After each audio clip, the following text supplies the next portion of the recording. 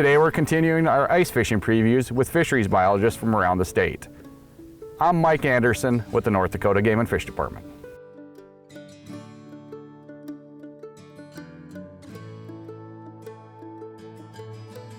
Joining me now is Dave Frieda. Dave, you manage the Missouri River system, which includes Lake Sakakawea.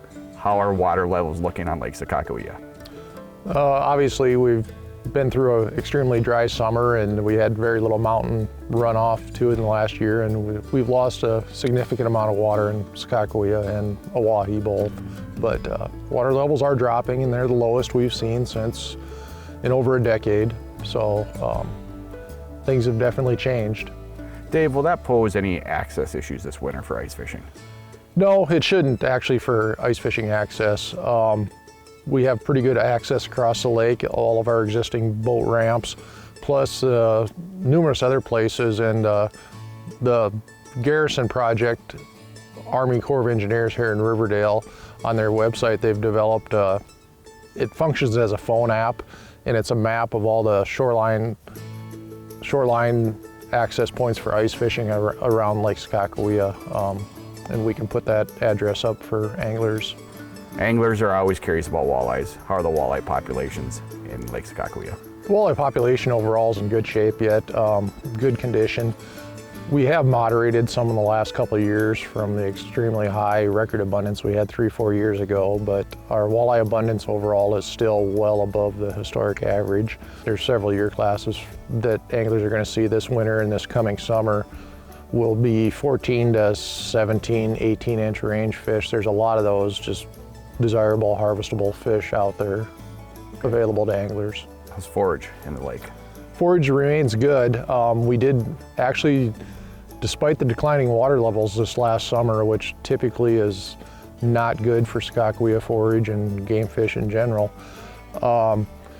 we did actually see an increase in our walleye condition. So our forage abundance remained good through summer of 2021.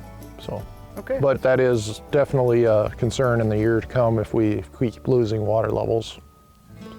Okay, let's move into northern pike, Dave. A lot of people target those monster pike in Lake Sakakawea late in the year. Pike population has trending down. There's still a good trophy component out there. Overall abundance of pike is definitely down from what it was 5 to 10 years ago. After we came out of the last drought, we had that huge influx of new pike into the system, and we're slowly stepping down as those fish are aging out of the system.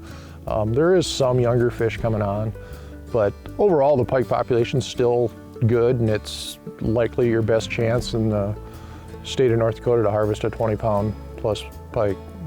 Okay, people don't typically target panfish during the wintertime on Lake Sakakawea. No, there isn't much of a component of the ice fishing that goes to any panfish. The upper end of the reservoir has a few crappies at times anglers will see, but other than Trenton Lake on the Missouri River system in Sakakawea, there isn't much.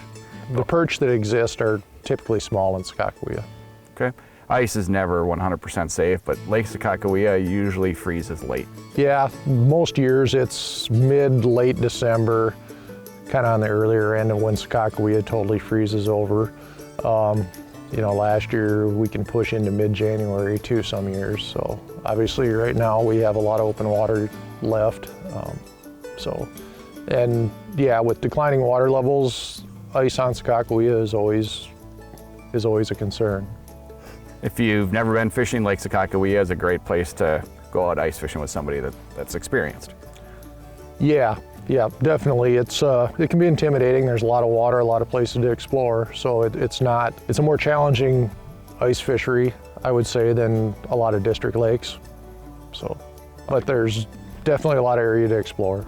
A lot of great information, Dave. Thank you. Joining me now is fisheries biologist Todd Kaspers. Todd, you manage the Devil's Lake complex, Devil's Lake, Stump Lake, Lake Irvine. How are water levels in those lakes? Well, we're probably at our lowest water levels since 2011, since the high. We're down, probably about 7 feet or more since the high. So we're down a fair amount. You're not down enough that it's going to affect ice fishing at all? No, I mean, ice fishing should still be good. I mean, access-wise is more dependent on the amount of snow that we get on the ice. Todd, let's talk about the Devil's Lake fish populations first. How are walleyes doing? Oh, walleyes are doing pretty well again right now. For a while, we were kind of down in the numbers of those 15 to 20 inch fish, but that seems to have improved now. They should be above average again. Okay, let's move into our state fish, the northern pike. Northern pike are down somewhat from what they'd been the past few years. We probably have about 2 pike per net in our summer test netting versus the average about 3, so they're down somewhat. They probably haven't had strong recruitment for a while. Okay, perch populations in Devil's Lake. Perch population should be pretty good for this winter, I think.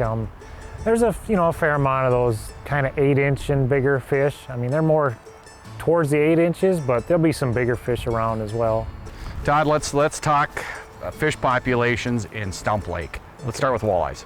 Walleye should be pretty good right now. Their numbers are around average or a little above average for the sizes of fish that the anglers would be interested in.